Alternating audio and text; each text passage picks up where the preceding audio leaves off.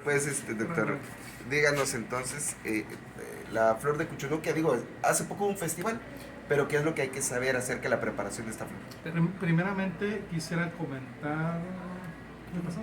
Que la flor de cuchunoga es una planta no convencional, una flor, un alimento utilizado aquí en la región central de Chiapas por la cultura zoque, tradicional, y se elabora en diferentes platillos. Más bien se utiliza para la elaboración de diferentes platillos como son tamales, empanadas, y actualmente pues se usan algunos más hasta en cócteles y otro tipo de innovaciones gastronómicas, ¿no? Sin embargo, es una fruta, es una flor que requiere de mucha cocción porque tiene dentro de su composición algunos compuestos tóxicos. Algunos pueden ser alergénicos y algunos pueden ser demasiado tóxicos. Entonces la importancia es que se debe cocer al menos unas 2 veces, un tiempo prolongado, para que no tengamos ningún problema a nivel de salud. Y no solo se presenta en este tipo de flores, en algunos otros alimentos como la yuca, la malanga, se presentan compuestos cianhídricos o cianuro comúnmente conocido. No quiere decir que no se deban de consumir, únicamente que tenemos que cocerlos muy bien antes de consumirlos, si no queremos tener alguna reacción de toxicidad. ¿Qué sería cocerlos bien? ¿Cuánto tiempo?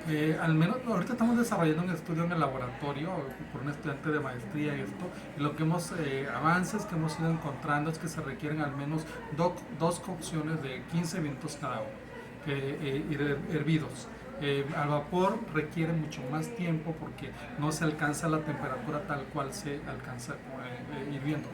Oiga, tomando en cuenta que esta flor ya era consumida, pues, por, digamos, generaciones previas, ¿ellos tenían este conocimiento por alguna razón o sin saberlo se estaban protegiendo?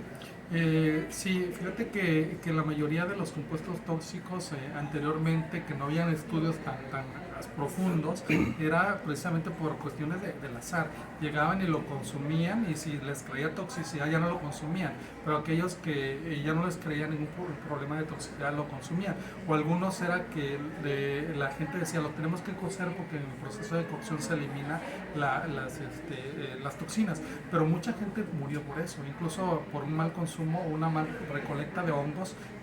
Actualmente se pueden morir personas porque pueden consumir hongos alucinógenos o hongos que son demasiado tóxicos, también que se requiere de altos tiempos o grandes tiempos para de cocción para eliminarlos. Y solo la flor de Cuchunú, porque yo también he escuchado que el epazote tiene algunos compuestos. Entonces, ¿qué pasa? Porque decimos, es que son plantas, son buenas, ¿no? Pero tienen compuestos también. Muchos tienen compuestos alergénicos que no llegan a ser tan tóxicos, o alcaloides que únicamente te van a dar una sensación como de somnolencia, como en el caso del chipilín, por ejemplo, que también no son compuestos tóxicos, son somníferos, son alcaloides que lo que hacen es pues relajarte, reducen el nivel de estrés, pues entras en un estado más bajo de energía y te duermes un rato, ¿no? Pero no te genera una especie de toxicidad como tal. Aquí la recomendación es cocerlos muy bien. No quiere decir que si encontramos un tamalito por ahí de venta o los comemos nos va a causar daño, no, porque aquí para la elaboración de los tamales, por ejemplo, primero cocen muy bien la flor, la guisan y posteriormente se la agregan al tamal, y el tamal entra a otro proceso de cocción. Entonces lleva al menos 2 o 3 procesos de cocción, no hay ningún problema de toxicidad. Entonces estamos diciendo que lo que se hace en Tuxtla con la flor del cuchunú, una comida y todo, o sea, la población no ha corrido riesgo. No, porque lleva más de una cocción, al menos 2 o 3 cocciones. He preguntado con algunas señoras que se dedican a la producción de alimentos y al menos 2 veces la cocen, y eso es suficiente para eliminar.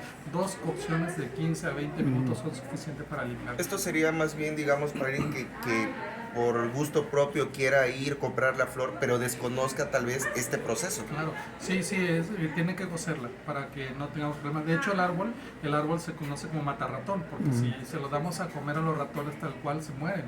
Incluso se utiliza para eso como barreras de arrieras, de ratones, para eliminarlos cuando tenemos un exceso. Pues no se lo den a los ratones también porque vamos a caer en problemas de fauna, pero es como se utilizan algunos alimentos, ayuda, ¿no? a los roedores. Aquí solo importa la cocción, o también, por ejemplo, si alguien consume muy seguido esta planta, esta florecita. No.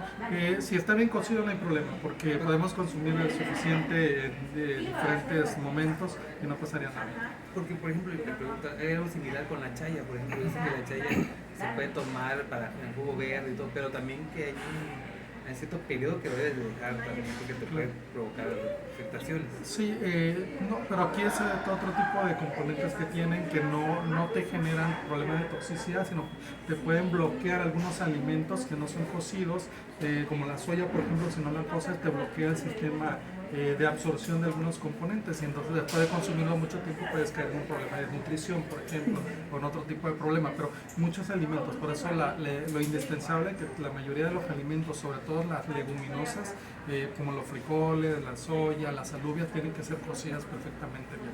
Y de hecho también los frijoles, si te comes el agua recién hirviendo, cuando el agua azul, pues te puede causar un problema de este tipo, ¿no? De malestar. Ok, Correcto, gracias. muchas gracias. Su nombre y su cargo. Gilbert Vela Gutiérrez, profesor investigador de la Universidad de Ciencias y Arte de Chávez.